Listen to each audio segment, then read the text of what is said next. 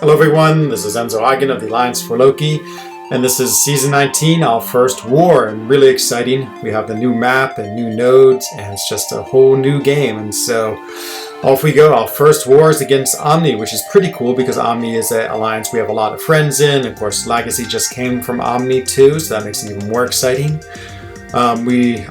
I'm going in with a pretty interesting team: Storm Pyramid X, Guillotine, and Archangel. So very interesting team players. Champions I don't use too often.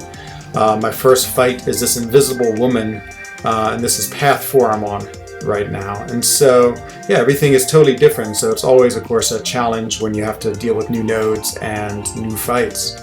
So of course you go through the usual things of putting on the right masteries for the fight. So this is an Archangel fight, so of course I take off suicides and crank up the deep wounds. And this fight is this Invisible Woman. And so both of these next two fights I'm going to use Archangel against Invisible Woman, and then next is Silver Surfer. And so these nodes are pretty interesting. Again, they're different than before, and so Kabam has made a whole bunch of new nodes. I go ahead and put on my usual boosts, like a 30% green, and then the two middle, gold and red. And you can see this one's nodes are these running on fumes and this like steady build-up fury. And so they're both sort of interesting. The running on fumes I've seen before. The steady build-up, it's a little hard to understand, and only after like sort of watching this fight again do I now know how it works. One of the things about Invisible Woman, which I didn't know, is like if you do attacks on her when she has her force field, you get these exhaustion. And notice here I have 3 exhaustion charges, which counts as debuffs, which means she gets this fury. So she gets plus 100% attack for I think 10 seconds. Or maybe it's why I have these debuffs up, I can't remember. And so that was pretty interesting to see. And then of course you also get fatigue. This lowers your critical damage, and that's from the running on fumes nodes. And so you can see both the nodes in action. To be honest, they don't really affect the fight too much. They're pretty inconsequential. It's just a standard Archangel fight where I'm going to parry, just do my heavies, and try to get a lot of neurotoxins on. So you see, once I get 2 neurotoxins on, her health is dropping rapidly. And then of course I'm just continuing the same thing, and yeah, and it's just a matter of attrition and just getting lots of those neurotoxins on. Now I have 5, and yeah, again, her health is dropping rapidly. I go ahead and just throw my SB2, figuring that would finish the fight quickly, and it does. And so there's a first fight, Archangel successful, and that's my first fight of the season. And so everything went very much to plan. Of course, it's, I would say a fairly straightforward fight. She is a defender, it's not too hard, and overall, it was pretty easy. Still nervous though, always nervous and more. This second fight is very similar. Again, going with Archangel, has the same steady build-up and long-distance relationship, which means I believe when I'm close, I get a weakness debuff put on me.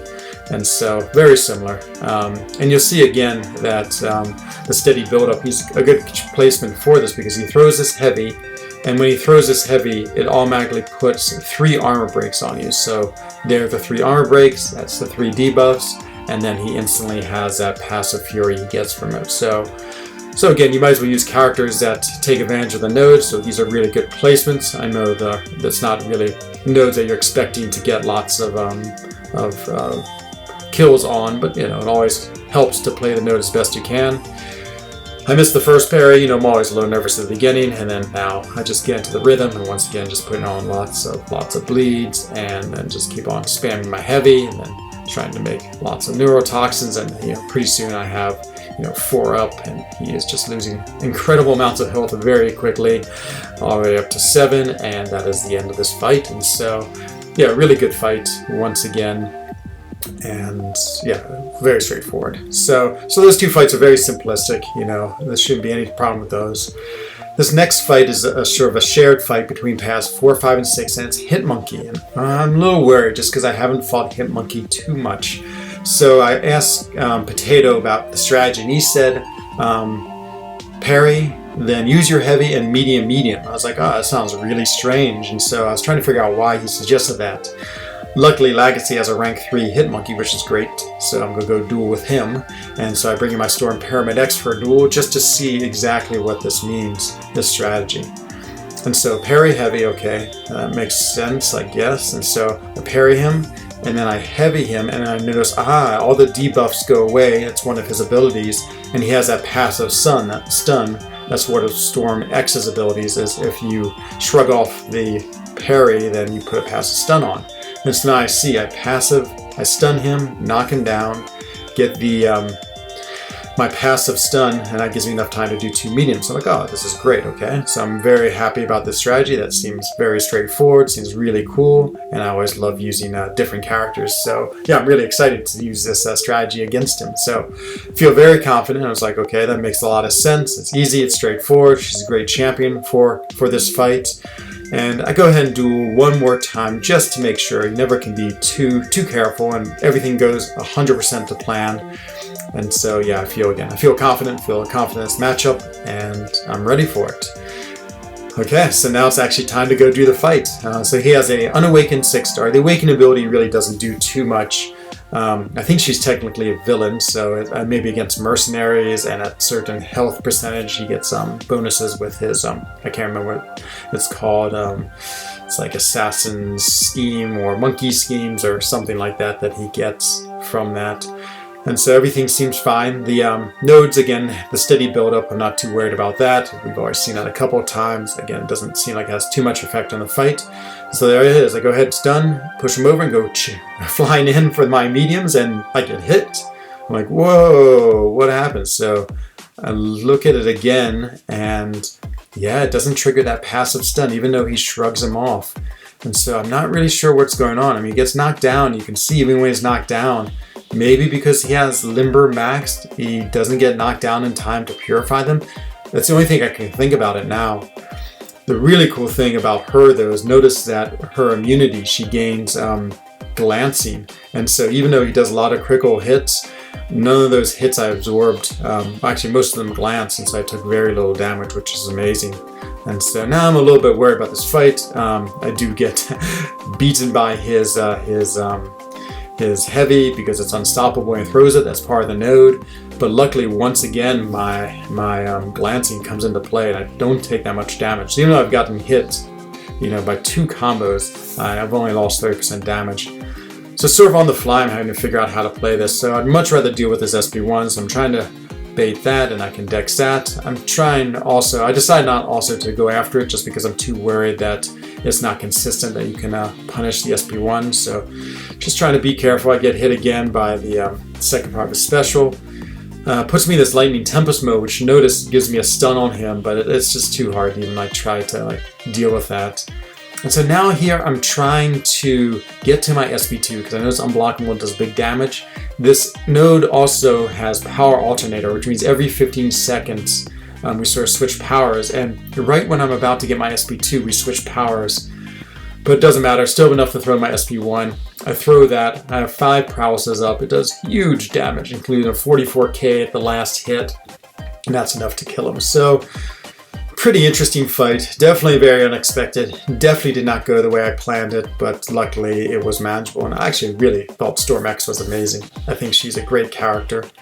I actually stayed up really late this night. I was grinding, and I'm asked to take this rogue, which I usually would have taken in the morning, but now it's 2 in the morning, and we can taxi over and I can take her. And so she's a control champion, so of course flow affects her, so I'm going to use Guillotine. And Guillotine is great because Guillotine of course never crits, so it means flow is not an option. Also is encroaching stun, which is always a little bit tricky because of course, it's easy to get stunned if you don't throw your heavy at the right time, and so you really have to watch that and manage that.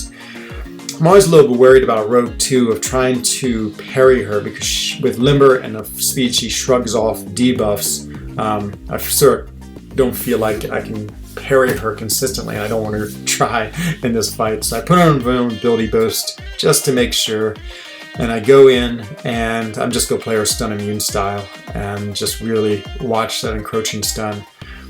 And so the fight starts out fine, of course, just retaliating and get a little bit of a dangerous intercept in there. Now I'm baiting her SP1. Great. Always watching that encroaching stun.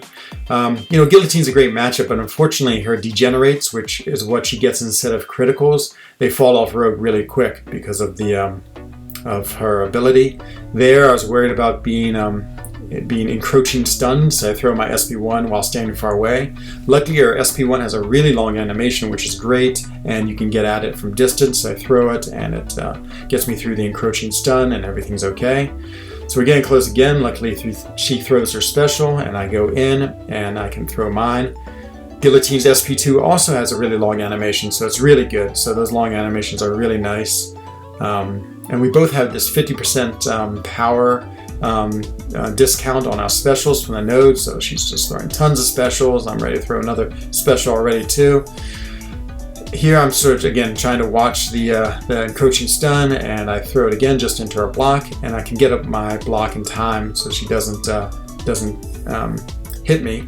I get sort of caught in the corner, which means I just block her SP1. She still life steals, which gives her some health back and takes my health, so it's a little bit worrisome. Once again, getting close to that encroaching stun, so I go ahead and throw my special to get me through it, and that ends up killing her. So, oh, actually, no, it doesn't kill her. She's 1%, of course, she's 1%. They're always 1%, so I have to bait out one more special attack and then go in and finish her. And so, yeah, an interesting fight, really cool, really fun. With Guillotine, you often want to finish with the SP3. I did not feel confident in trying to build up to the SP3, and I had to throw my specials so much anyway for that node.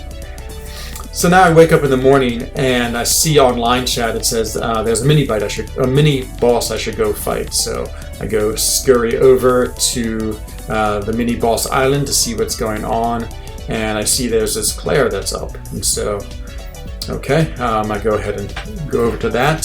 So this Claire fight, I know she's control, just fought her enough last node, so of course I have to worry about the power gain.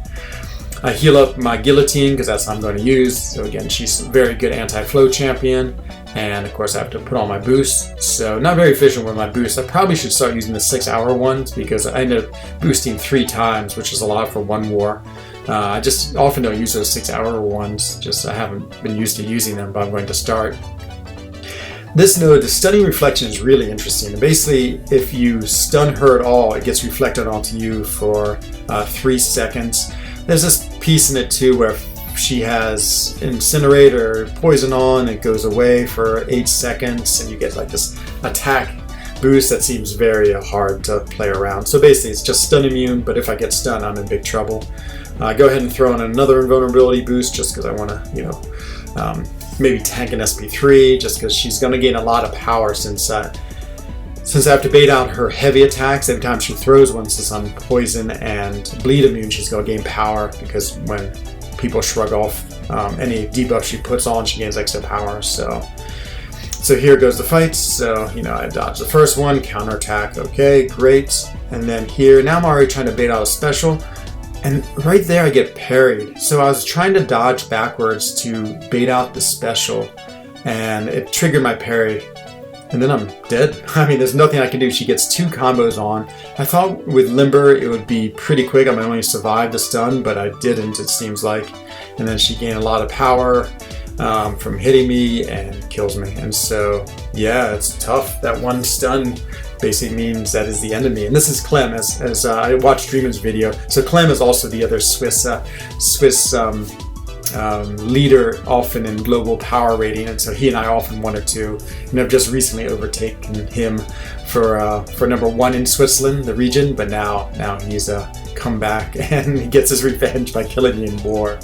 And so, really fun war. Actually, I'm really excited to take the mini boss, even though I played pretty poorly.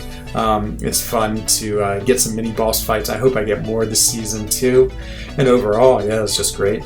So we did manage to win. Omni, I think this is the first season they're going strong again. They were doing a lot of I think 1 or 2 BG wars, and so yeah, I think it's going to take them a couple wars just to get back into the groove, but really fun playing them. Some really nice defenders, and overall, it was just a really fun time. So I hope you enjoyed this video. That's the end of my Deathless season already, so I guess the pressure's off, and now I can just play and have fun. And so, yep, we'll see you soon for war number 2.